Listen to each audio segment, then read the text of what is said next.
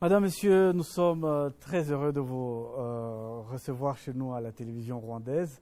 Le Rwanda a donc célébré vendredi la journée des prémices au Muganura, que tout le monde a suivi sur vos petits écrans.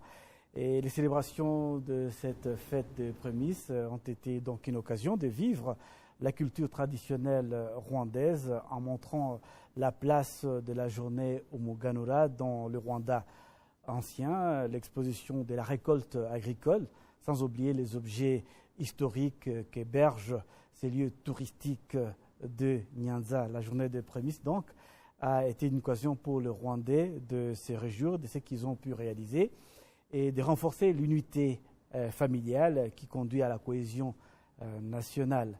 Cette célébration que vous avez suivie à la télé a donné l'occasion également pour le Rwanda de fêter le FESPAD, qui est donc le festival panafricain de danse, qui revient donc pour la 9e fois après quelques années d'absence.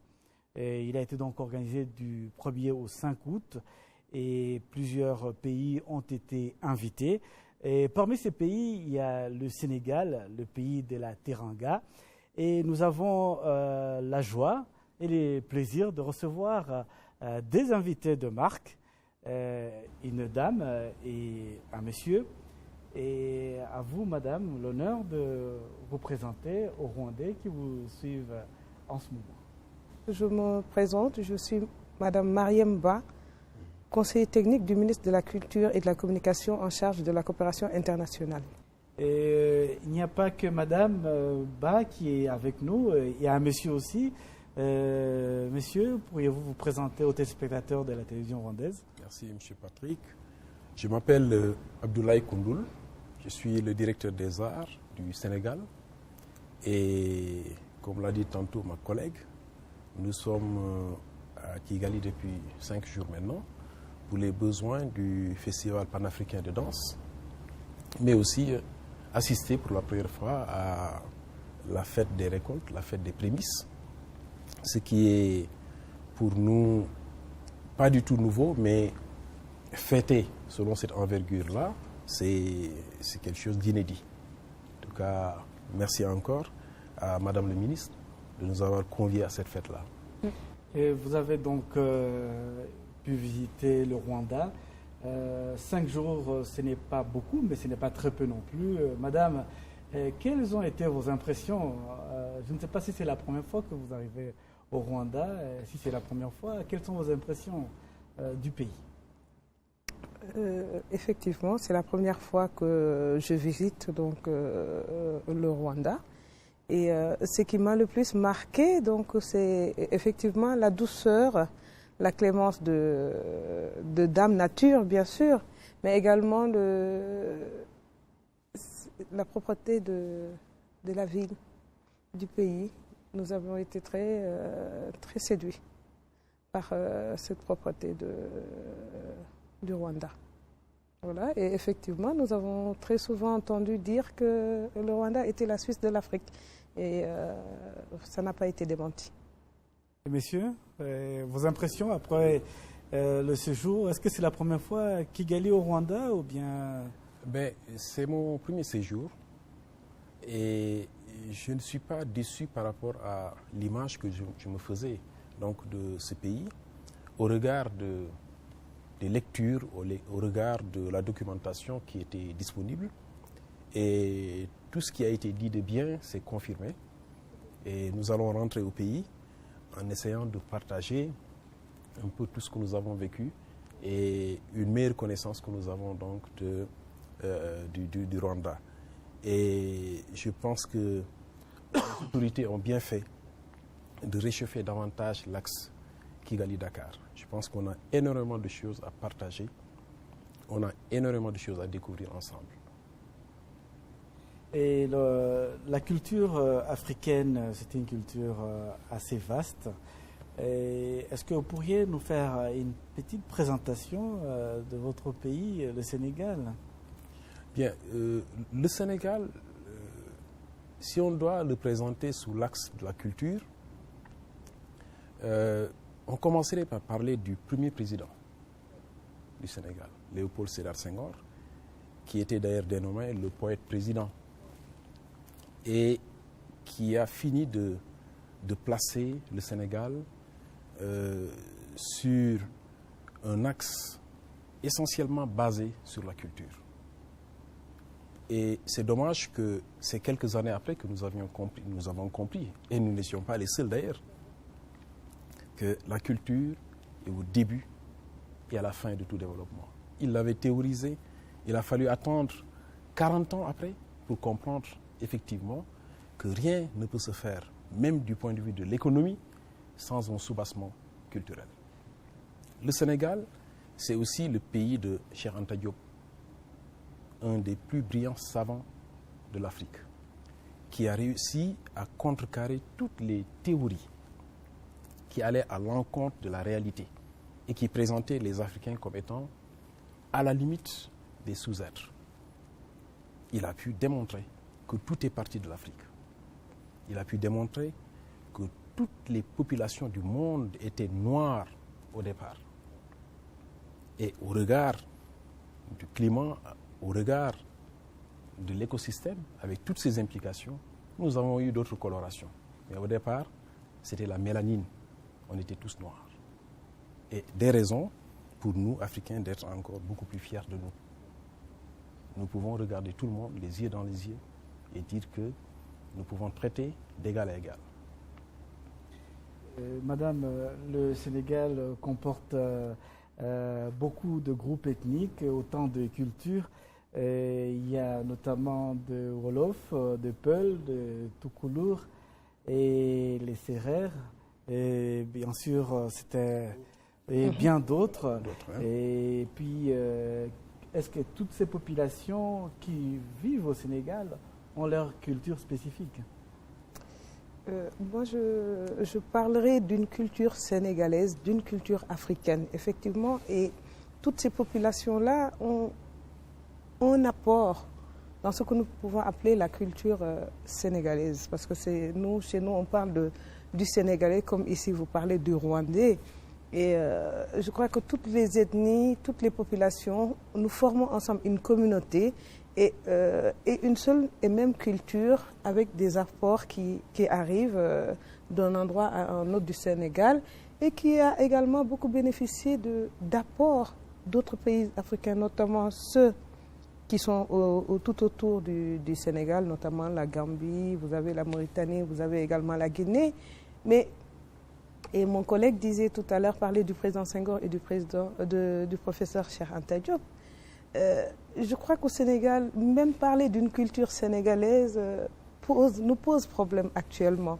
On parle plutôt d'une culture africaine, d'une culture noire. Et nous sortons d'une conférence de préfiguration parce que nous avons construit un musée des civilisations noires.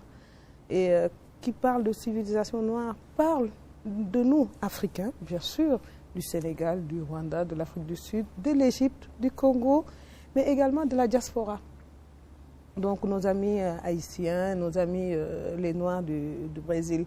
Donc parler actuellement d'une culture sénégalaise, je crois qu'il nous faudrait aller plus de l'avant et parler plutôt d'une culture africaine que nous partageons. Et lors de cette édition du FESPAD, nous avons remarqué tellement de similitudes entre ce que nous vivons au Sénégal et vous-même ici au Rwanda. Nous avons vu par exemple les tambourineurs et nous étions vraiment subjugués par ce qu'ils font, mais également nous nous retrouvions dedans. Parce que nous avons au Sénégal également des tambourineurs, des sabars. Très intéressant. Où vraiment, je crois que si nous, dans le cadre donc, du développement de l'axe de coopération Dakar-Kigali, nous pensons pouvoir mettre en commun donc, ces acteurs culturels pour pouvoir sortir quelque chose et montrer que l'Afrique est une et indivisible et nous partageons les mêmes valeurs, nous partageons la même culture. Voilà. Nous reviendrons certainement sur cet aspect union africaine, l'unité africaine à travers la culture.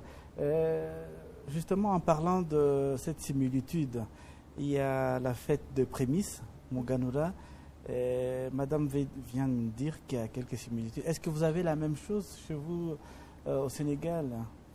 Je reviendrai sur les similitudes qu'elle a évoquées. Et je pense qu'il faut même aller plus loin parce que Madame elle-même a été prise pour une Rwandaise. Oui, oui, tout à fait. Voilà.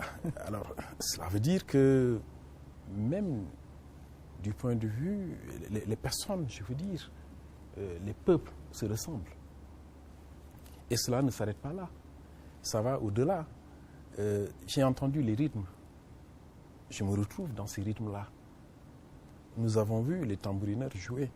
Et j'étais en train de dire autour de moi que ce serait bien de mettre ces tambourineurs avec nos joueurs de tam-tam. Nous avons un petit tambour d'aisselle que l'on met sous l'aisselle, qui s'appelle tama chez nous. Mais qu'est-ce que cela donnerait si on mixait un tout petit peu tout cela? Ce serait extraordinaire. Et quand on parle de mixer, cela veut dire ça, c'est la rencontre des cultures. Et quand on se rencontre, on met ce qu'on a en commun. Et en le mettant en commun, cela devient encore beaucoup plus fort. Donc, ces similitudes vont au-delà. Et en parlant de la fête des prémices, nous n'avons pas chez nous une fête nationale des prémices, fête des récoltes, mais dans chaque contrée, il y a un héritage qui est là-bas. Et à un moment, on fête les récoltes. À un moment, quand la pluie tarde à venir, nous avons un rituel pour demander la pluie au bon Dieu. Nous le faisons. Comment ça s'appelle? Ça s'appelle le Bawanan.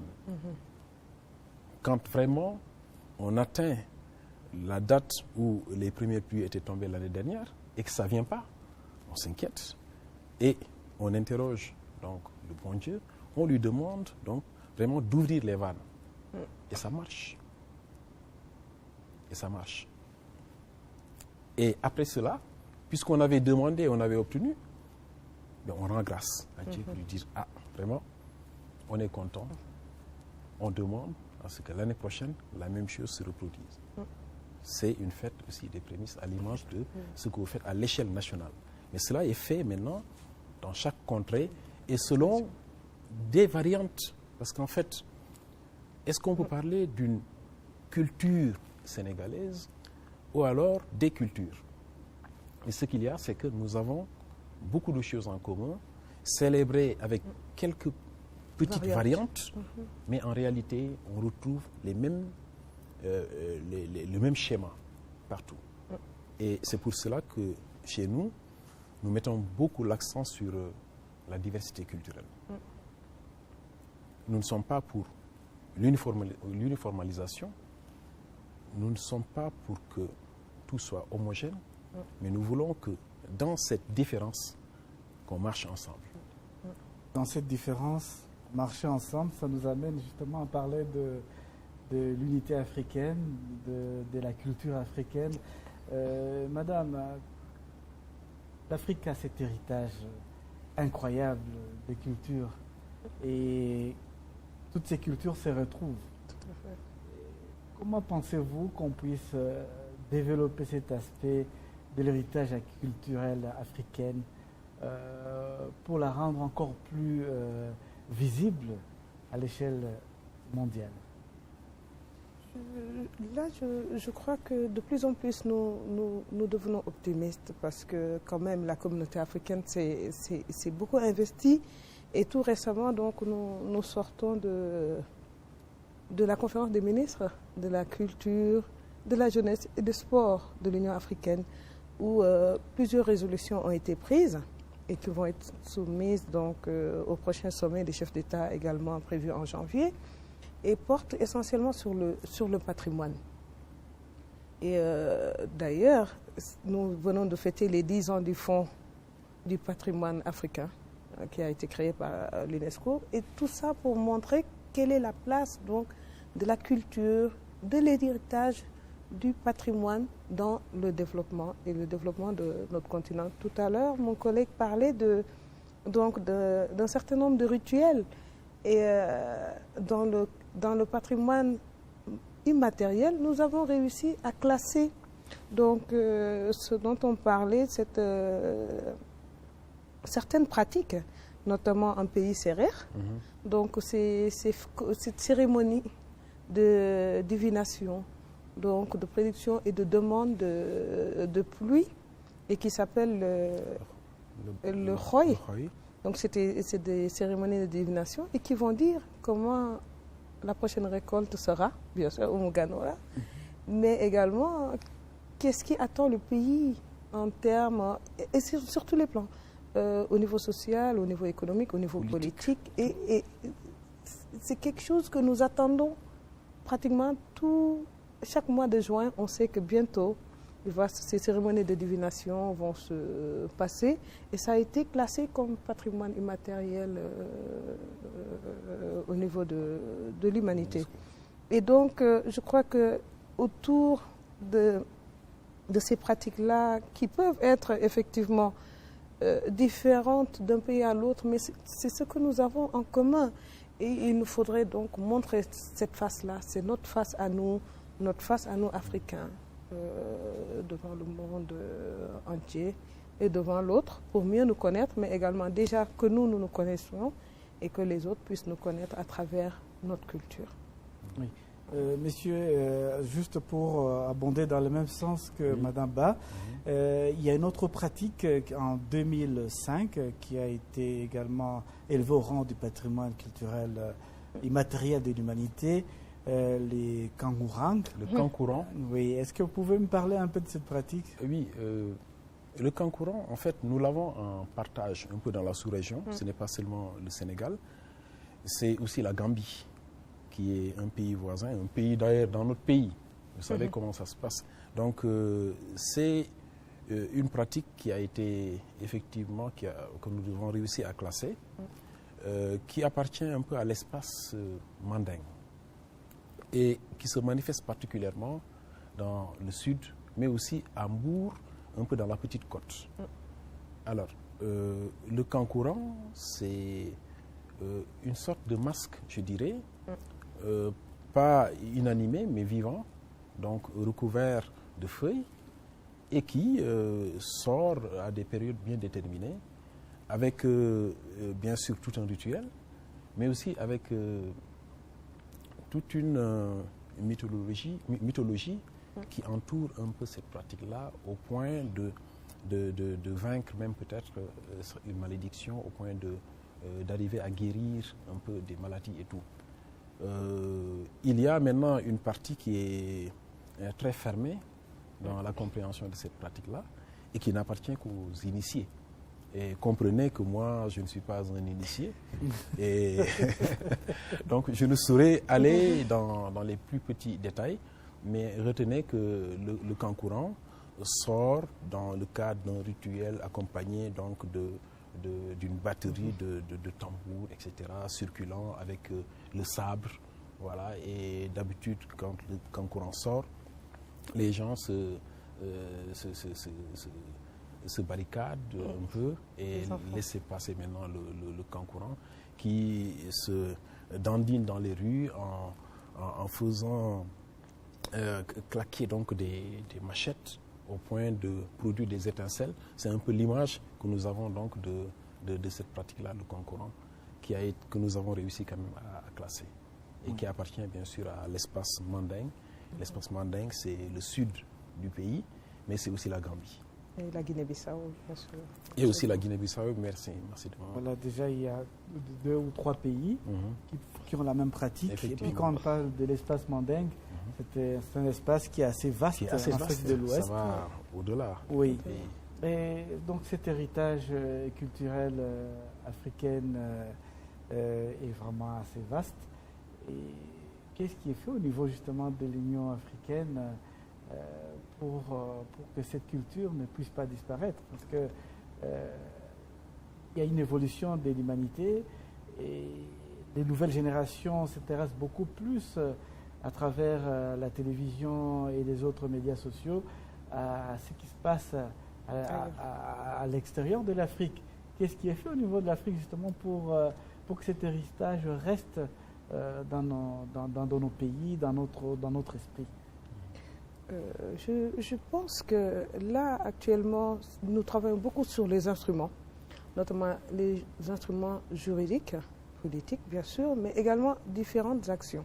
C'est vrai que nos jeunes, et il nous faut miser sur nos jeunes pour préserver donc ce patrimoine, préserver nos rites, rituels et bonnes pratiques, sans nier l'apport d'autres communautés.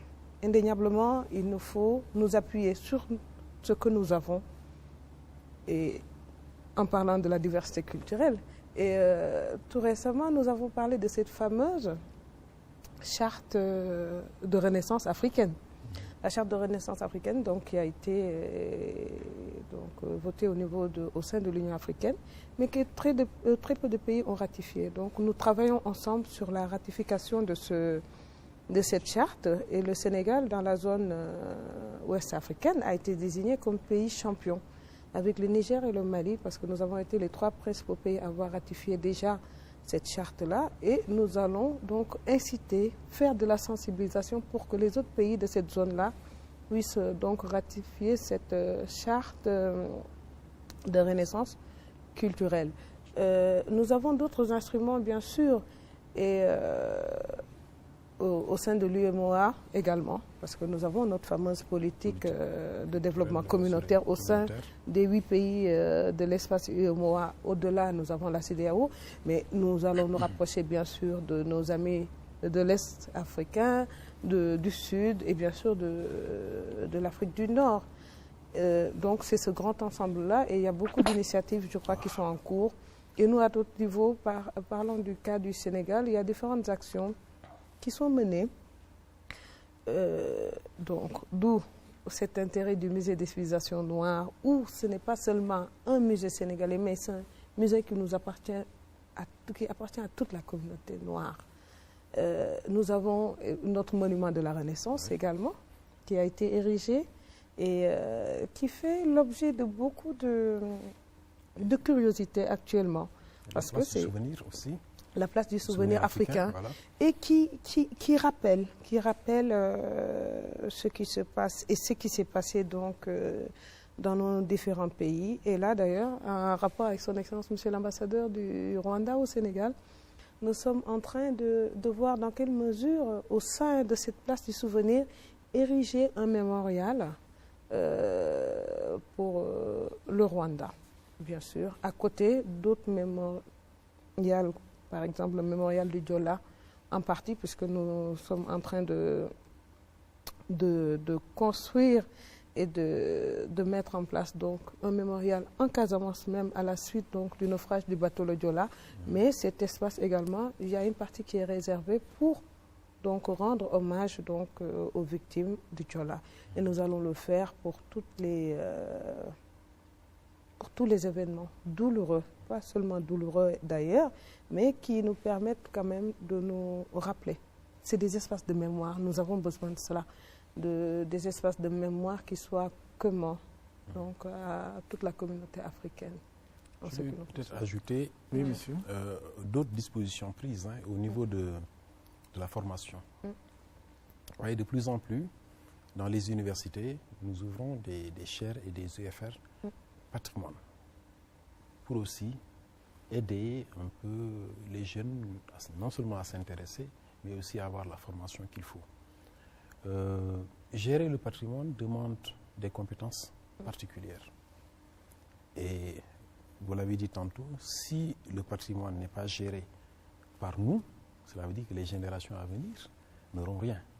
Et si jusqu'à présent, nous arrivons à remonter les vestiges de nos anciennes pratiques, c'est parce qu'il y avait un système de transmission. Alors, ce système de transmission ne peut plus être le même. Au regard du changement de l'environnement, les nouvelles technologies sont là. Nous devons pouvoir les mettre à contribution pour aider à transmettre ces savoirs, ces savoir-faire aussi aux générations futures. Et c'est dans ce cadre-là que, dans nos différentes universités, donc, nous avons ouvert des UFR de patrimoine. Ils font une licence, un master en gestion du patrimoine, en plus de l'université Alexandrie du Caire, qui aussi forme des jeunes Africains donc, à gérer le patrimoine, donc des techniciens du patrimoine. Voilà. Et donc, nous allons prendre une petite pause pour revenir dans quelques minutes. Et donc, nous avons eu l'occasion de parler de l'héritage culturel africain. Et puis, nous avons parlé également comme la culture comme un outil de l'Union africaine. Nous allons revenir pour parler cette fois-là de la culture comme produit d'exportation. Nous sommes encore heureux de vous retrouver pour ce programme consacré à la culture africaine. Et nous avons le plaisir donc d'avoir autour de nous deux Sénégalais qui sont venus nous rendre visite dans le cadre du FESPAD, le Festival panafricain de la danse, également pour la fête des prémices, le Muganura. Ils ont pu passer 5 jours au Rwanda. Nous avons suivi leurs impressions sur le pays d'abord, sur la culture rwandaise. Nous avons également échangé sur la culture sénégalaise et une culture très vaste, comme vous avez pu le suivre au cours de cet entretien. Et nous allons revenir maintenant pour parler du produit d'exportation, la culture comme produit d'exportation. Mais avant d'arriver à ce sujet, j'aimerais bien, pendant quelques petites minutes, que nous reparlons un tout petit peu de l'unité africaine, parce que la culture comme moyen d'unir les Africains, vous, au Sénégal, vous avez déjà dans une région ouest africaine où il y a beaucoup de pays et autant de cultures. Comment vous arrivez à vous organiser au niveau de cette région ouest africaine pour promouvoir la culture, peut-être avant de voir sur le niveau africain sur l'ensemble du continent? Oui. Au niveau sous-régional, donc avec la CEDEAO, le projet de politique culturelle sous-régionale est très très avancé. Et le soubassement, c'est tout ce que nous avons en commun. Nous avons en commun cet espace, un espace qui n'est pas fermé, où les populations circulent et pratiquement on retrouve les mêmes langues, on retrouve les mêmes pratiques. Et c'est cela qui a été donc à la base. Et pourquoi aujourd'hui on parle d'un projet de politique culturelle sous-régionale? On s'est rendu compte que les autres aspects du développement dépendent essentiellement de la culture. Donc, en mettant en place cette politique culturelle, en même temps, elle contiendra aussi les futurs éléments de collaboration sur d'autres secteurs, notamment l'économie. La façon de vendre, la façon d'acheter, elle est éminemment culturelle. Le Chinois ne vend pas de la même façon que le Sénégalais. Mais aussi, nous n'achetons pas de la même façon que les Chinois. Alors, chez nous, quand vous allez au marché, il y a ce qu'on appelle le wahale. C'est-à-dire, nous n'avons pas cette culture de prix affiché où il faut venir et payer. Ce n'est pas ça. Il y a toujours un premier prix et un dernier prix. Et tout cela est culturel, c'est spécifique à nous. Et quand on se déplace et qu'on va dans d'autres pays où la culture est autre, il y a juste une étiquette qui est là, qui vous indique que pour ce produit, il va falloir débourser tant de francs. Ben, vous venez acheter. Donc c'est autant de raisons qui font que dans l'espace sous-régional, nos dirigeants sont en train de travailler pour qu'on arrive à avoir cette politique culturelle régionale, sous-régionale. Et tout dernièrement, donc, des travaux ont été initiés à Ouaga pour parachever le processus qui est très bien avancé. Et cette politique culturelle sous-régionale n'est pas antinomique aux différentes politiques nationales sectorielles. Et à la limite, c'est un peu l'émanation de toutes ces politiques que l'on retrouve dans cette politique culturelle sous-régionale. Voilà un peu, nous, à notre niveau, comment on prépare cette, disons, cette politique culturelle africaine qui devra être aussi la somme de toutes ces politiques sous-régionales pour aboutir à une politique culturelle qui devrait être la base de l'Union africaine. Ce n'est pas trop tard, c'est bien parce que nous venons de comprendre le message des pères fondateurs des nations africaines. Quand on parle de Kwame Nkrumah, quand on parle de Senghor, et qui d'autre encore, voilà, qui avait appelé à l'Union africaine. Mais on ne va pas aller en union n'importe comment. Nous allons aller en union en mettant ensemble ce que nous avons de commun. Parce qu'en réalité, cette diversité culturelle, oui, ce que nous avons en commun est largement supérieur à ce qui nous sépare, ce qu'il y a de divergent en nous. Il y a très peu de choses divergentes en nous et beaucoup de choses que nous avons en commun. Pour parler justement de cette diversité culturelle en Afrique, qui peut éventuellement être une occasion pour promouvoir l'entente mutuelle entre le peuple. Qu'est-ce qui est fait à ce niveau pour utiliser la culture pour promouvoir l'entente mutuelle entre les peuples en Afrique? Oui, donc je voulais revenir juste sur ce que mon collègue disait, et c'est d'autant plus intéressant qu'on se rend compte que toutes ces politiques communautaires, en fait, visent à harmoniser certains mécanismes pour développer donc la culture. Et quand on considère donc dans l'espace UEMOA, on harmonise parce que ça nous permet de mutualiser nos ressources. Et on mutualise nos ressources, on mutualise ce que nous avons en commun, mais en laissant une large place à nos particularités. Et là, ce qui est intéressant, c'est, par exemple, quand on prend notre espace communautaire de l'UEMOA, nous tendons vers le développement de très grandes manifestations internationales, mais ciblées. Par exemple, quand on parlera du Sénégal, on parlera de la Biennale des Arts du Sénégal, de Dakar, et qui sera une manifestation commune à tout l'espace communautaire donc, de l'UEMOA, mais avec l'ouverture vers les autres pays africains, mais également vers d'autres pays du monde. Vous allez à Bamako, nous aurons la Biennale de la photographie, spécifique au Mali, mais où tous les pays seront conviés, notamment en premier lieu les pays de l'espace UEMOA, et ça nous permet de développer davantage la coopération sud-sud, à la fois sur le plan culturel, sur le plan social, mais également économique.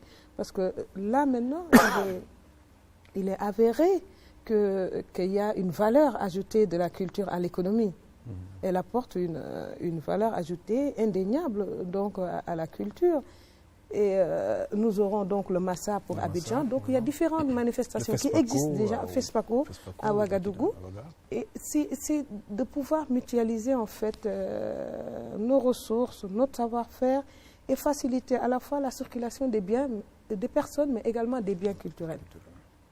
Donc il faudra que les acteurs culturels puissent donc librement circuler dans cet espace-là et au-delà, parce que je crois que l'Union africaine travaille beaucoup sur son agenda 2063 et qui fait place vraiment, notamment dans son aspiration 5, une bonne place au partage des valeurs, des valeurs africaines, des valeurs culturelles africaines. Donc je crois que c'est des prémices.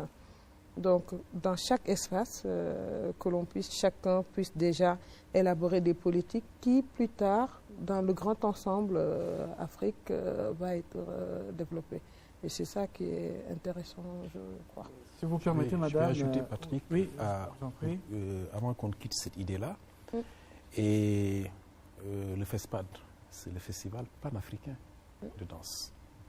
Donc l'ambition, ce n'est pas seulement de le circonscrire à la sous-région, mais vraiment à toute l'Afrique. Et cela vient compléter aussi ces événements-là, dont ma collègue vient de faire un peu le listing, en parlant du FESPACO, en parlant du CIAO aussi, en parlant du Massa, en parlant de la Biennale de Dakar, la Biennale de la photographie à Bamako. Mais il faut ajouter aussi le FESPAD, qui, cette année, s'est ouvert 4 pays, mais qui sûrement continuera son petit bonhomme de chemin pour s'ouvrir à toute l'Afrique. C'est aussi un moyen de fédérer à partir et à travers la culture. C'est aussi un autre instrument qu'il va falloir inscrire. Absolument. Merci. Absolument. Si vous permettez, madame, parlons un peu de la femme. La femme, elle est une mère, et puis elle a un rôle important dans la culture africaine, celle de préserver et de transmettre la culture. Ouais. Qu'est-ce qui est fait au Sénégal, au-delà en Afrique, pour perpétuer ce rôle de la femme, qui est un rôle très important, pour que les nouvelles générations puissent se retrouver dans la culture, pouvoir se développer dans la culture? Je suis très contente qu'on puisse aborder cette approche genre au sein de dans notre continent, et nous le voyons de plus en plus. Et je crois que le Rwanda et le Sénégal jouent un rôle de leadership en la matière. Et au niveau de la culture, c'est tellement vrai que la transmission d'un savoir-faire, d'un savoir-être, déjà, c'est un rôle dévolu à la femme dans nos sociétés traditionnelles. Et ce rôle-là, nous ne pouvons pas nous en départir. Et de plus en plus, nous savons que c'est la femme, à la fois dans toutes les politiques qui sont développées. Par exemple, nous, au niveau du plan Sénégal émergent, qui est le cadre référentiel en matière de politique économique et sociale, c'est la femme, une place prépondérante est réservée à la femme. Tant au niveau de la santé, également de santé, pas seulement santé tout court, mais santé de la reproduction. Au niveau agricole également, quelle est la place de femmes dans le développement de l'agriculture et des industries de transformation, donc vous verrez le glissement, mais également la place de la femme en tant que, je ne dirais pas outil, mais en tout cas à la base de la transmission de certaines valeurs, mais également comme personne ressource dans la transmission donc de valeurs, de savoir-être et de savoir-faire. Et c'est important. Ce rôle-là, si la femme sénégalaise, la femme rwandaise, la femme africaine ne peut plus jouer ce rôle-là, je crois que nous aurons failli vraiment à notre devoir, et nous aurions failli vraiment à ce que nous pouvons appeler, c'est-à-dire que les femmes sont des avant-gardes, sont en avant-garde dans la bonne marche de la société et dans le développement de la société. Si cette place-là ne leur est plus réservée, je pense que nous ne pourrons plus parler de développement ou d'émergence, en tout cas, pour nous, les pays africains. Je vais peut-être ajouter pour dire que les autorités politiques l'ont si bien compris. Nous avons une loi sur la parité. Voilà. Donc, sur les listes électorales, pour élire des députés, ou en tout cas des représentants des populations en général au niveau des différentes chambres, c'est forcément mettre un homme, une femme. Un homme, une femme. Parce que nous avons compris que éduquer une femme, c'est éduquer toute une société. Oui. Éduquer un homme, c'est éduquer un individu. Donc, c'est ce que je voulais ajouter. C'est tout dit. Pour, oui. Je pense que cette phrase-là résume tout et vous donne un peu l'idée et la place que nous réservons à la femme au Sénégal. Mais en même temps, excusez-moi, c'est revenir à la première structuration de nos sociétés, notamment nos sociétés traditionnelles, qui étaient des sociétés matriarcales, matrilinéaires, mais également matriarcales. Et c'est vrai que c'est avec la colonisation que tout cela a changé. Mais je crois qu'on a bien compris dans nos politiques de développement national actuellement, cette place-là est prépondérante à la femme, permet donc de revenir donc aux valeurs, à nos valeurs ancestrales, qui étaient vraiment des valeurs sacrées. et dont maintenant nous sommes conscients que c'est ces valeurs-là qu'il nous faut adopter pour aller vers l'émergence et montrer quelle est la place de l'Afrique à travers le monde. Sur les influences peut-être de la colonisation, mais aussi de la culture arabe. Oui, la colonisation, pas seulement. Parce qu'en fait, dans nos sociétés traditionnelles, même, elle l'a dit, on avait une société matrilinéaire qui faisait que ce n'est pas le fils qui héritait du papa, c'était le neveu, c'est-à-dire le fils de la sœur qui héritait.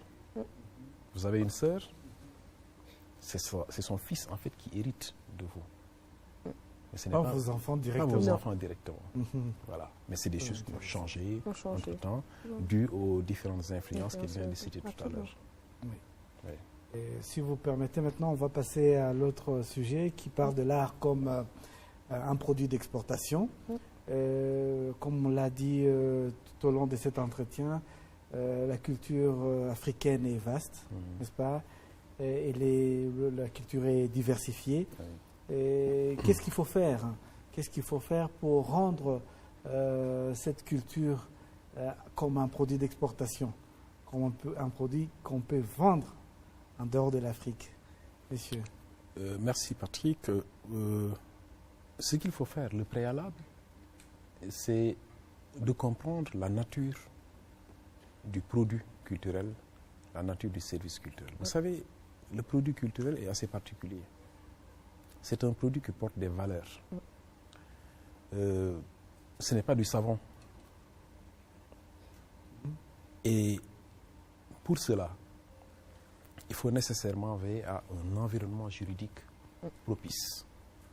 Bien protéger ces produits et bien protéger aussi les entreprises créatives et culturelles qui sont à la base de tout cela, dont la matière première, c'est l'inventivité et la créativité qui nous permettent d'avoir des produits et des services culturels.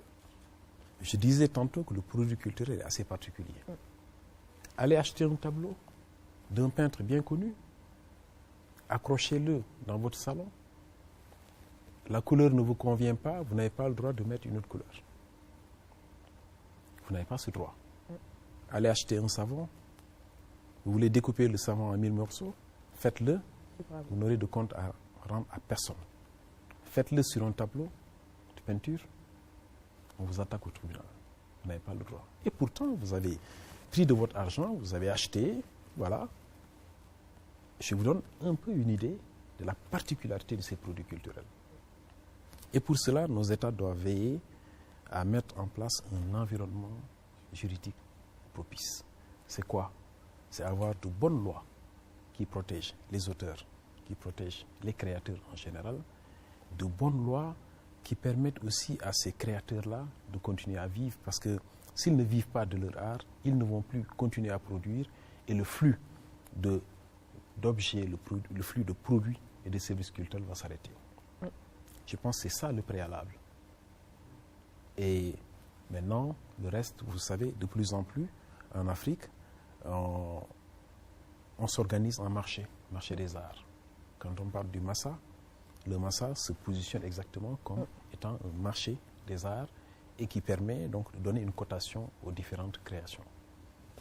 Voilà un peu les éléments de base qu'il faudrait mettre en place pour pouvoir voir ces produits-là nous revenir sous forme d'intrants dans l'économie. Et si ce n'est pas fait, c'est très difficile. Et nous acheminons progressivement vers la fin de cette émission. Quel message voulez-vous, Madame Ba, transmettre à l'Afrique pour éventuellement développer notre culture, pouvoir l'inclure pour les générations futures et pouvoir exporter cette culture pour que cette culture puisse faire rentrer des devises, dans nos pays et pour faire développer notre continent, que cette culture ne puisse pas être emportée par des collectionneurs privés à des coûts très faibles. sans des rentrées réelles pour notre continent. Quel message, avant de demander à M. Abdoulaye, Madame Ba, quel message on peut transmettre à l'Afrique comme mot de la fin? Comme mot de la fin, j'aimerais insister beaucoup sur la force de la culture. Et là, je reviens sur les différents points de ce fameux agenda de l'Union africaine, l'agenda 2063. Parce que pour revenir à ce que M. Koundoul disait tout à l'heure, le musée des civilisations noires, ce n'est pas un musée pour le Sénégal, effectivement. Et pour lutter contre le trafic illicite donc des biens et services culturels, ce musée est là, existe, sera l'occasion pour tous les pays d'Afrique de pouvoir, comme il disait, nous avons un contenu, nous avons des contenus, nous n'avions pas encore de contenant. Là, on a un premier contenant parce qu'il y aura le musée, par exemple, le Grand Musée d'Afrique d'Alger, qui est également en cours de construction. Et à partir de ce moment-là, un pays comme le Rwanda, qui dispose de biens et qui se rend compte que ces biens-là sont hors du Rwanda, hors d'Afrique, peut faire rapatrier ces biens-là, les stocker au musée des civilisations noires, où tous les peuples d'Afrique peuvent venir visiter, stocker, étudier, participer donc et enrichir le musée. Ça nous permettra, en attendant, soit on a fait un très grand musée d'Afrique, bien sûr, c'est le souhait des Sénégalais et de toute l'Afrique. Donc ça nous permet de pouvoir faire revenir nos biens et montrer aux enfants, parce que ce musée-là, ce n'est pas pour nous. L'agenda 63, ce n'est pas fait pour nous. Peut-être qu'on ne sera plus là en 2063, mais c'est pour les générations futures. Et c'est si vraiment, au niveau politique, nous avons ce portage-là, au niveau des acteurs culturels, nous avons ce portage-là, je crois que de plus en plus résolument, la force de l'Afrique réside dans sa culture et son développement également a un soubassement avant tout culturel. Monsieur Koundoul? Oui, moi, ce que j'ajouterais à ce que vient de dire Mme Diop, qui résume un peu, d'ailleurs, le message qui est là et qu'il va falloir livrer à tout le monde, ce que je pourrais ajouter, c'est peut-être de faire un peu la dichotomie entre la culture comme étant un passage obligé, un soubassement nécessaire et fondamental pour toutes nos actions, quelle que soit la nature de ces actions-là. Nous devons le faire sur la base de notre culture. Donc, je disais la dichotomie entre ces deux aspects-là, la culture comme étant le soubassement de toute action qui sera engagée, n'importe quelle action, politique, économique et tout, mais vraiment sur la base de la culture, de nos valeurs. Il y a aussi l'autre aspect, la culture, comme étant une sorte de niche de rentabilité économique. Ces deux aspects. Mais j'insiste sur le premier, qui est important. Nous n'allons rien construire de viable ici en Afrique si nous ne le faisons pas sur la base de notre culture. Et ensuite, ce qui est établi, c'est qu'aucune culture n'est au-dessus d'une autre. Non. Aucune culture n'est au-dessus d'une autre culture. Il y a seulement des gens qui n'ont pas confiance en eux et qui font croire qu'ils sont inférieurs. Personne n'est au-dessus de personne. Toutes les cultures se valent. L'autre aspect, et pour terminer, que je vais ajouter, c'est que aucun pays émergent aujourd'hui, parmi les pays émergents, n'a réussi à atteindre ce qu'ils ont réussi en s'appuyant sur la culture de notre pays. C'est sur la langue, c'est aussi sur les pratiques ancestrales. Allez en Chine, le premier jour, vous allez apprendre à manger avec des baguettes. Il y a des cuillères, il y a des fourchettes, mais c'est avec des baguettes. Allez au Japon, vous retrouverez exactement la même chose. Donc, si nous voulons une Afrique émergente, il nous faut nécessairement nous mettre d'accord sur ce que nous avons en commun et accepter que ce soit le soubassement de toutes les actions qui devraient nous mener vers l'émergence. En tout cas, c'est le message que je voudrais livrer.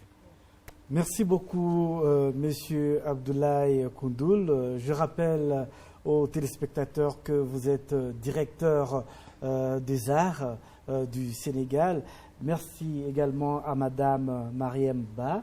Je rappelle aux téléspectateurs que vous êtes conseiller technique en charge de la coopération internationale. Merci d'avoir accepté de notre invitation. Et je retiendrai ce mot qu'aucune culture n'est au-dessus de l'autre. Et la chance de l'Afrique, c'est que c'était un continent qui a une diversité culturelle, une diversité que le continent peut partager avec le reste du monde. Et donc, nous serions heureux de vous recevoir encore une fois si vous êtes de passage à Kigali. Oui, je voudrais, Patrick, avant qu'on se sépare, louer et magnifier vraiment quelque chose que nous avons découvert à Nyanza hier. C'est une fondation pour la dignité, c'est ça? Oui, la fondation pour la dignité. Pour la dignité. Ça, c'est une bonne pratique que vous devez partager avec toute l'Afrique. Tout à fait. Nous, en tout cas, nous le ferons une fois arrivés à Dakar. Nous allons partager cette pratique-là. Et vous avez de quoi être fiers. Cette excellente idée. Ne l'abandonnez pas, allez jusqu'au bout. Merci. Merci beaucoup. La dignité de l'Afrique, la dignité du Sénégal, du Rwanda. Je pense aussi, c'est vrai, si l'Afrique peut rester debout et digne, les lendemains seront encore meilleurs. Nous vous remercions, amis téléspectateurs. Nous arrivons donc au terme de cette émission. Nous avons parlé culture en Afrique, culture au Sénégal, culture au Rwanda, en Afrique de l'Ouest, en Afrique de l'Est, sur l'ensemble du continent. Et nous vous souhaitons une très bonne suite de programmes sur la télévision rwandaise.